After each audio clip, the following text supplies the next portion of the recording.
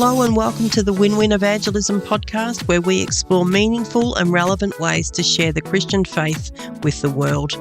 I'm Tina Waldrom from Evangelism in Australia, your host and guide on this journey of evangelism and outreach. Every week we dive into practical tips, inspiring stories and thoughtful discussions to help you connect with others and share the message of Jesus in today's ever-changing cultural and technological landscape. Whether you're seasoned in faith sharing or just starting out, this podcast is here to equip and encourage you. There's also a private Facebook group to help you share your faith. Search for the group Everyday Evangelism with Tina Waldrom on Facebook. Welcome along and enjoy this episode. We're here to win, win, win. Today I have a wonderful conversation for you. We're going to look at the lessons from Lausanne Congress 2024, which just took place. And today I'm talking with Julie-anne Laird, who is the co-leader of Lausanne Oceania, and she was there at the Congress. And so some great insights from her, and we get the benefit of listening to what happened and trying to gain those key points. Welcome to you, Julie-anne. Yeah, thank you, Tina. Thanks for having me. Really great to be here. Great to have you along. So just overall, in one big broad sweep, what was your experience of Lausanne 2024? It was amazing. And I always say it's like a bit of a taste of heaven because it's every tribe and nation all gathered together worshipping Jesus. And yeah, it's a pretty challenging congress because you are having to put things in perspective for your own life and your own ministry. And there was quite a lot of times where I was just silent because you're just hearing incredible, courageous people around the world who are just serving Jesus in quite amazing ways. So yeah, it was just a pretty amazing time. How many people were at the Congress and how did it look? Just for those that may not be familiar, how many people were there? How did it look each day on the ground as they rolled it out? So on the Sunday night, we had a big opening sort of ceremony. On the Saturday, actually, I had got there early and the dignitaries were welcomed by the Korean church. It was really just incredibly spectacular, even just that thing on the Saturday. Then on the Sunday, in the evening, we had an Oceania gathering in the afternoon, and then we had the opening sort of ceremony, which was spectacular. And it was just fascinating realizing the gifts God's given people and everybody working together to make that just spectacular. And I'm just going, wow, like God's really gifted, incredible people around the world. Then the next day we have an opening sort of address. We had singing. The Gettys were our band or one of the bands for the week, which was pretty amazing. And you're just going, you get the best people around the world. And that felt like a real privilege.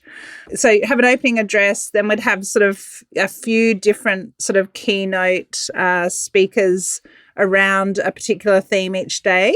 And then in the afternoon, they had lunch, then special interest groups, which is a particular topic that we've got to focus on around the world to bring in the best people around that area. So like we have an Australian guy Nathan Grills, who heads up the disability. And so they bring in all the best people who are thinking about disability and mission and how do we serve and honour people with disability as well. And so you just bring in the best people from all around the world who are thinking about this space. Children's ministry, like they just had a great thing around how do we really help children come to faith and all that sort of stuff. So you look around the room and just go, well, why am I I think most people felt that, but it's just such an honour. It felt like an honour to be there. And then after that, they had collaboration groups, which was a new thing. And in fact, I was thinking about it just before we were speaking. I was going, it was sort of what I was expecting because I went to the Cape Town Lausanne, and that's what I was hoping actually coming out of it.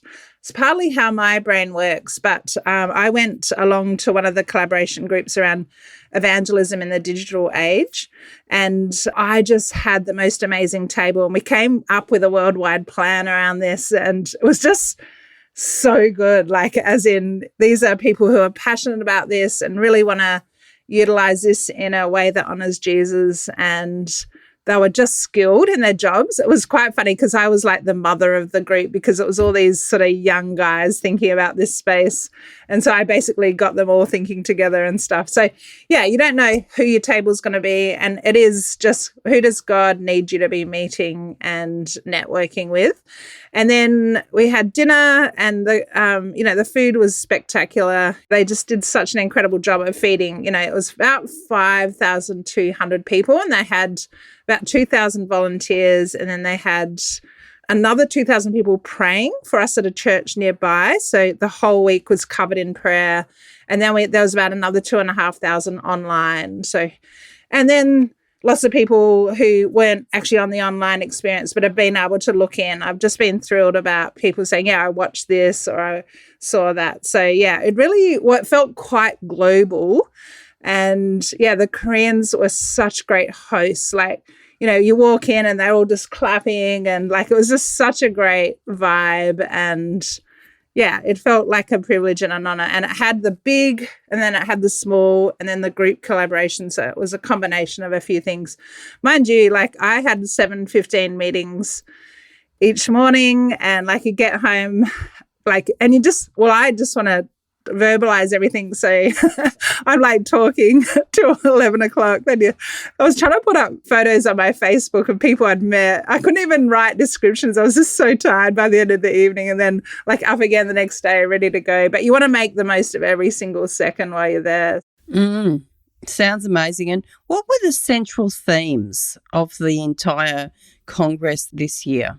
Yeah, so the sort of theme for this one was let the church declare and display Christ together. So that was mentioned often, and each of the days had a theme to it. So Monday was the power and presence of the Holy Spirit. The talks were based around that. And then in the evening was around social justice and how that all played in together. Tuesday was God's mission through his people. And like that was when Dale Stevenson spoke around how to help people be discipled right from when they weren't Christians to Christians.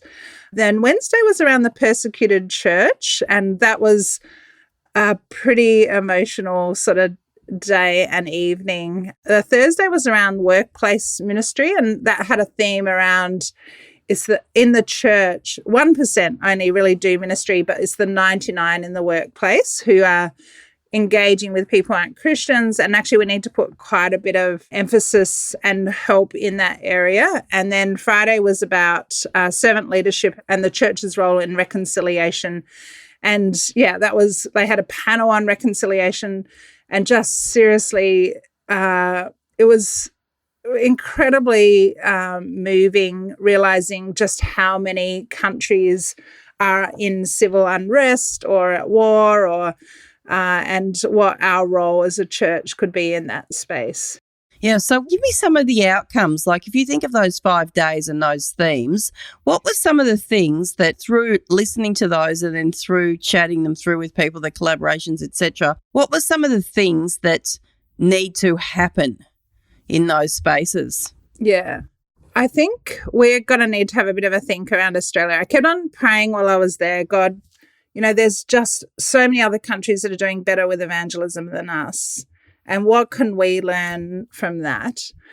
There was a few things that really struck me. And one of them was there was a country or a city, it might have been a city, that got together every single Christian, because there were so few of them. They were up to about 700 and something days of prayer for their city, for the people who didn't know Jesus.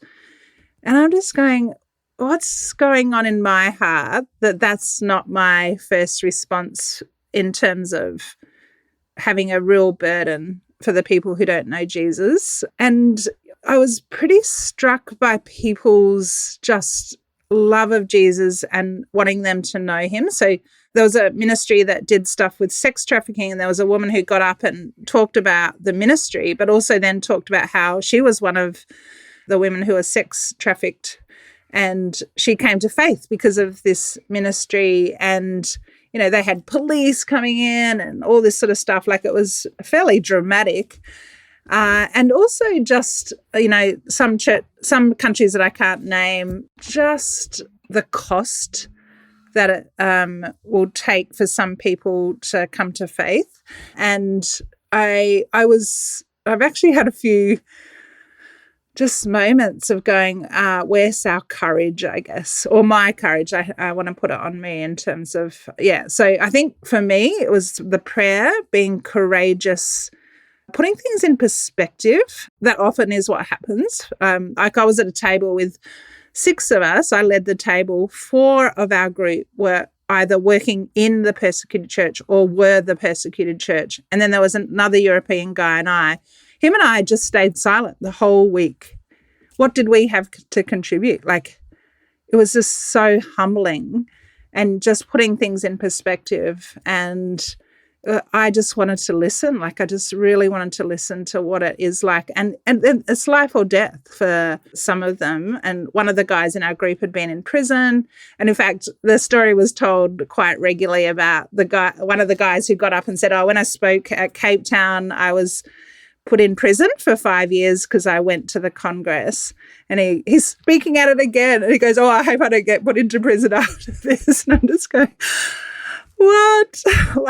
He just did it in a gentle sort of way. And I was privileged to be able to meet with some persecuted Christians. And one of the things I said is, we don't want your sympathy. We want you to do things like look after our kids while we go into prison and things like that. And I'm just going, oh gosh, it's humbling. You've got to put things in perspective. There's a heart thing for us, or for me especially, of around where's my prayerfulness in this and my heart for the lost. And it's good to be on a podcast like this, which is thinking about this. So, Yeah, well, it's great just to chat some of those things through. Let's talk about, because there is, and we'll put in the show notes, there is a link where you can go and actually watch sessions from the Congress. So make sure that you get there, or you can go to lausanne.org, but we'll give you some specific links in the show notes. But just go there, you'll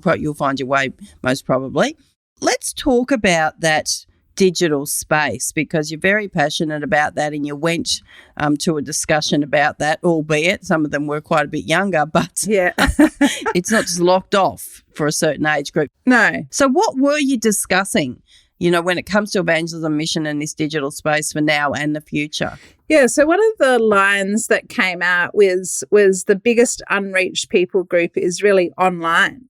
And so much of the world is online. And this is a space that we probably haven't invested in early enough. As soon as it came out 20 years ago, you just sort of like going, this is such a great space. But somehow we just haven't, as Christians, really worked out. And I think part of it is we haven't been collaborative around how to do this well. And we probably haven't quite had the right contextual sort of ways to be able to do that. And we probably do need some people to think hard about this around the place.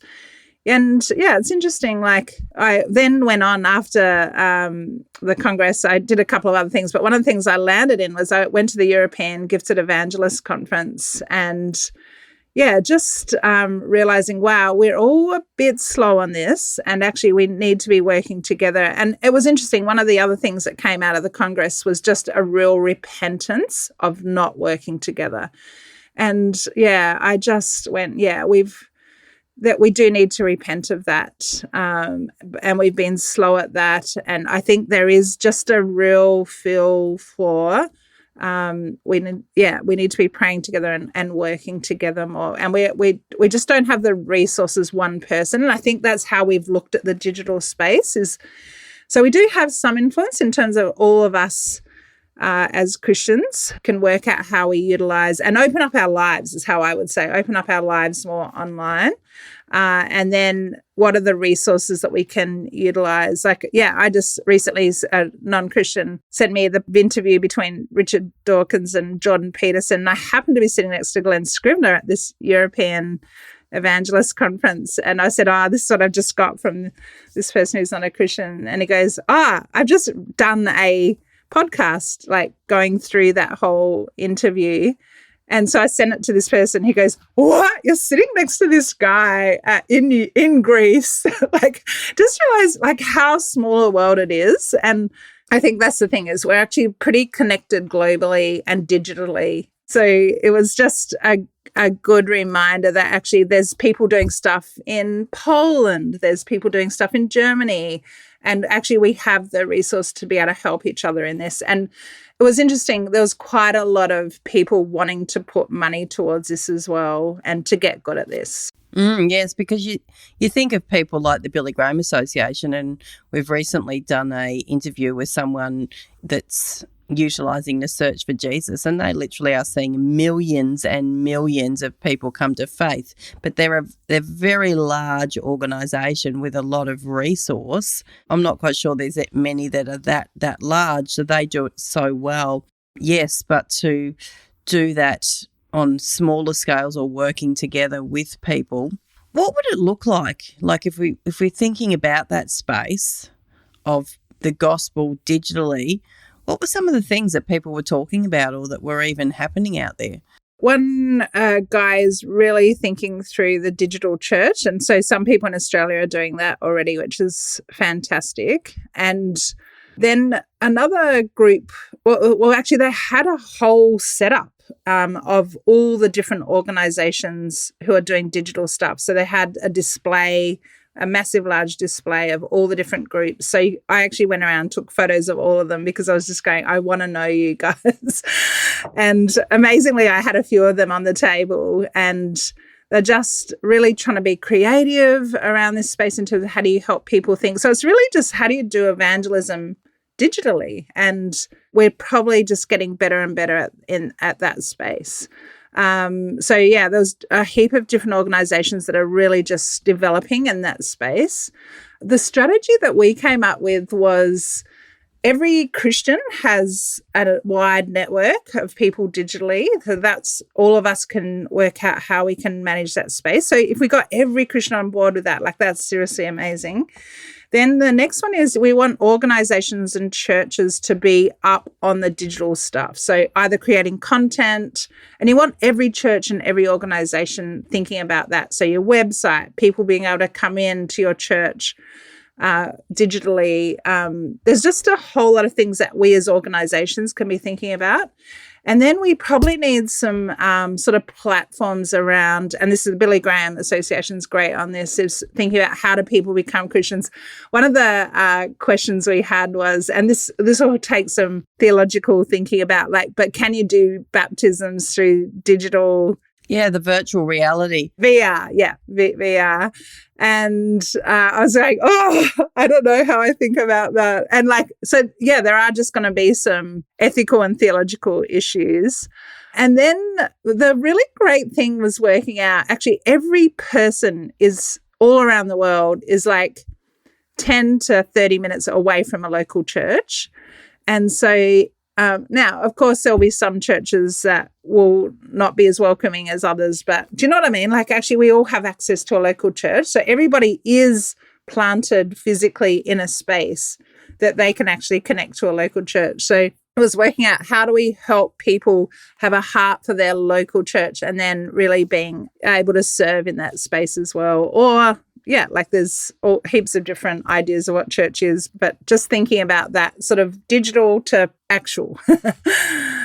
How fascinating, how fascinating. And again, excited for you, if you're listening to this, to be able to go to the website, lausanne.org. We'll put specific links and to listen to some of the talks in this space. Was there a lot of discussion around the role of younger generations in the future of evangelism and mission, and how did that look? Yeah, so there was quite a lot of work. Although before I go on, can I just say, if you have an interest in this space, please let me know, because around Australia we'll try and gather people and just so that we can be in conversation with each other. There's quite a lot of stuff around just the generational space and how in some ways we've got to reach our own generation because we speak the same language, and how to actually really get the next generation thinking about it. And partly it's also because actually there's just more and more people to have to know Jesus because more and more people are born, and we just never stop in terms of the idea of reaching people. And it's interesting, around the world, there's just a really young conviction around mission and evangelism and prayer. And it's really coming from the younger generation. And it was just thrilling to see that. And and really just thinking about overseas. So like in Brazil, there's just all these young people are really committing to overseas mission and like in Africa and anyway, it was just thrilling to see just how young people have been grabbed by the gospel and just want to serve all around the world. Incredible. And in work as well, like people are happy to move to work and to be able to serve in other countries. And I don't know, it was just thrilling to see. Yeah. I don't know if this is possible, and putting you on the spot here on the show, is there a way to sum up the Congress and the call to the church now if we're going to see the gospel declared globally in ways that people can grasp and understand and come to faith? Is there a way to sum up the Congress and the direction of where we're all should be heading? I think it was that we all need to be on board and that we all have gifts and God's given us particular interests, and that actually we're not working against each other. We're all working towards each other and using the gifts God's given us to honor and glorify Him. So I think there was a real and that was really great about they worked really hard about having the workplace people there. And I just think that was thrilling because it was just this whole thing. We've got to have everybody on board. The 7:15 meeting I had was around just how to utilize people's work skills and strengths to be utilized for God's glory, and how can we help people with ideas and money and how to do that in a really more efficient way. So I think they were really trying to capture how can we be more collaborative. That was sort of the big line through it all, being collaborative, but we're all on board, yet at the same time, God's powerful and He'll do things in amazing ways. And so I think with those three things, there was a real call for all of us to be on board with declaring and displaying, Christ's mission together as a church. And that is the big challenge, isn't it? To try and encourage everybody that calls themselves a follower of Jesus to be declaring and displaying Jesus. Like, that is the challenge, isn't it? To enthuse, to equip, to encourage people to do that, which it's a big task, isn't it? It kind of begs the question, what stops everyone from being on board? I don't want to answer that question. I just want to leave you as the listener with that thought. But, as we finish our time together, Julie-anne, was there one story that you heard? I know they're great at going to the Congress and hearing stories. What did you hear and what was the Lord saying to you through that story? Yeah, it's really been challenging around the courage, and I don't know what God's saying to me yet, but it's definitely was one of the things that just stood out, and partly it was in conversations with the people in my table, but just up front, like story after story, and it was the courageous part, and that's been the real challenge for me. You need to be courageous in leadership, and you need to be courageous in everyday conversations, do we lead a courageous life? So I don't know what God's going to do with that yet, but it's definitely something that has really stood out, and I will see where God leads me with this. Yeah. Mm-hmm.